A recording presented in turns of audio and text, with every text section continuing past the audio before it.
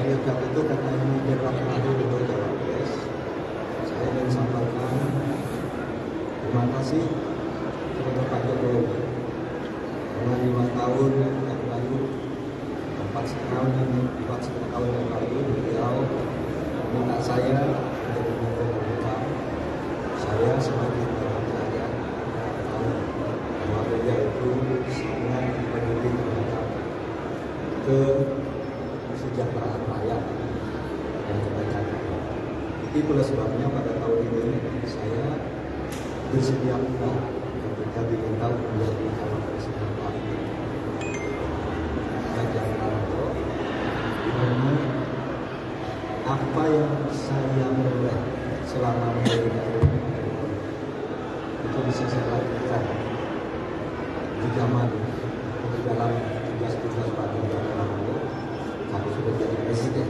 Tapi karena Pak Ganjar dan Pak Jokowi itu sama-sama merupakan presiden rakyat. Itu aja. Kalau dari Pak Ganjar ada tanggapan terkait penilaian dari pemilihan hukuman dan Filipe?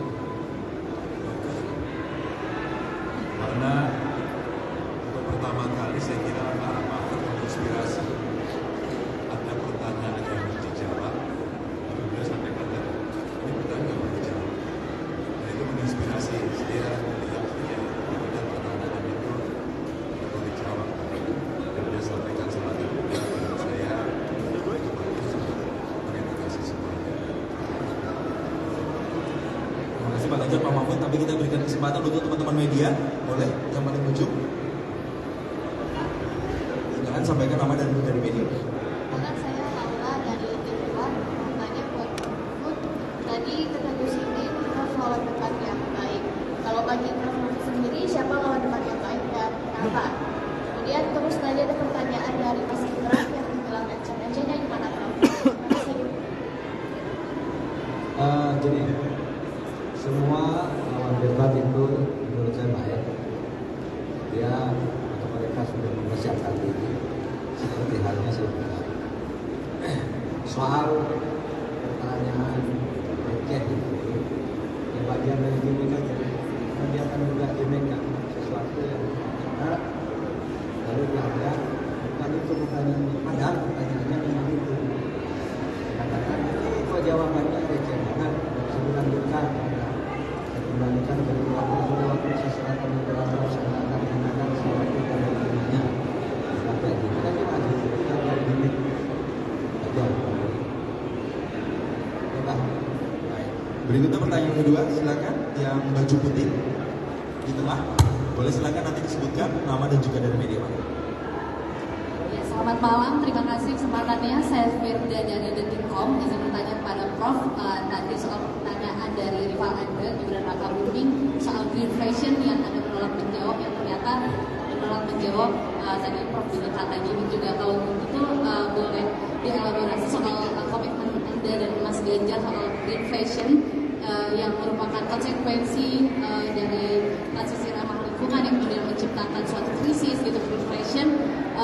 Apakah bagaimana Anda nantinya mewanti-wanti ketika kebijakan ekonomi hijau ini diterapkan itu tidak menimbulkan perlawanan, penolakan dari masyarakat seperti demo rompi kuning yang tadi disinggung sama Mas Gibran. Bagaimana komitmen Anda? Terima kasih. Gini, saya bukan tidak menjawab, saya sudah menjawab dengan benar, tapi dia yang tidak mengerti konsep itu. Sehingga dibilang bapak jawabannya lain dari jawaban saya itu karena pertanyaan itu. Sebab itu saya bilang ke moderator, udahlah kembalikan ke moderator aja, ini tidak bisa dilanjutkan debat kayak gini karena masalahnya sudah dijawab lalu bilang belum dijawab. Kan hanya gimmick aja bilang. Maka saya bilang itu receh kalau itu. Karena kembalinya receh kan gitu. Saya sudah menjawab sesuai dengan Oke, apa? Ini saya mau baca dulu ya pesan dari BPN. Baju yang saya pakai bersama Pak Ganjar ini merupakan aksi nyata dan lanjutan harapan perempuan Indonesia untuk merawat ibu pertiwi kita yang satu. Izinkan saya bercerita tentang perjalanan baju ini. Baju ini terbuat dari kapas yang mudah terurai secara alami. kapas ini ditanam petani perempuan di Tuban, Jawa Timur, dengan teknik tumpang sari tanpa menggunakan bahan kimia. Kapas diproduksi menjadi benang dan ditenun secara manual menjadi selai kain. Pewarnaan menggunakan pewarna alami dari tanaman, bukan kimia, sehingga menghindari penggunaan 2,5 juta liter bahan kimia. Sementara kancingnya diproduksi di Makassar. Kain dijahit oleh ibu-ibu di desa Bandung, Bali, menggambarkan semangat dan kerja keras mereka untuk memberikan kehidupan yang lebih baik bagi keluarganya di masa depan, di mana 100% dari mereka menerima upah yang layak. Dibutuhkan waktu 180 hari, 6 bulan, untuk tumbuh, memintal, menenun, dan menjahit baju. Proses ini telah menebarkan dampak positif untuk 1.500-an kehidupan, terdiri dari petani hingga penjahit. Juga berhasil mencegah produksi 80 ton CO2 dan menggenerasi 30 hektar lahan melalui daur ulang sampah dan mengubah tanah kering menjadi agroforestry. Sebelumnya, para ibu pengrajin terdampak bahan kimia yang bahaya bagi kesehatan dan mencemari sumber air dan juga tidak mendapatkan kehidupan yang layak. Pengembangan penanaman kapas asli Indonesia juga menjadi inspirasi di mana sekarang lebih dari 90% kita mengimpor kapas. Padahal tahun 1940 sampai 1900 Indonesia adalah salah satu produsen kapas global terbesar. Akhirnya, saudara, karena ini topik tentang lingkungan dan kelestarian alam, apa pesannya? Kisah yang saya sampaikan tadi membuktikan bahwa kita bisa membangun Indonesia itu yang adil dan lestari untuk seluruh rakyat. Kita bisa hidup layak dan berkembang di rumah kita sendiri dengan menjaga kearifan lokal dan keberagaman. Pembangunan ke depan harus melihat bukan hanya aspek ekonomi, tetapi juga lingkungan dan sosial untuk sebesar-besar kemakmuran rakyat. Cukup ya.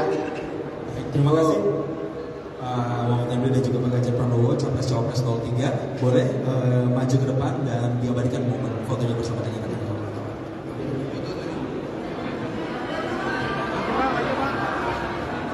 Lagi Pak, boleh maju ke depan sedikit.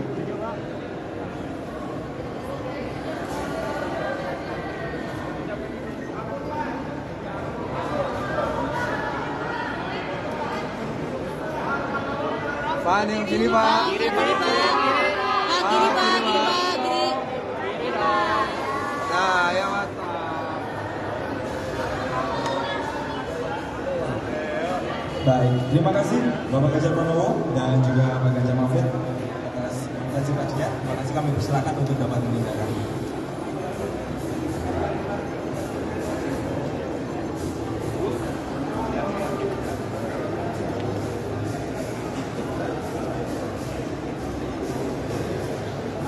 Pak Ganjar. Jangan lupa Pak. Di Solar Water. Saya mengucapkan terima kasih kepada rekan-rekan media. Dengan yang dirinya konferensi pers tadi, maka berakhir sudah penyampaian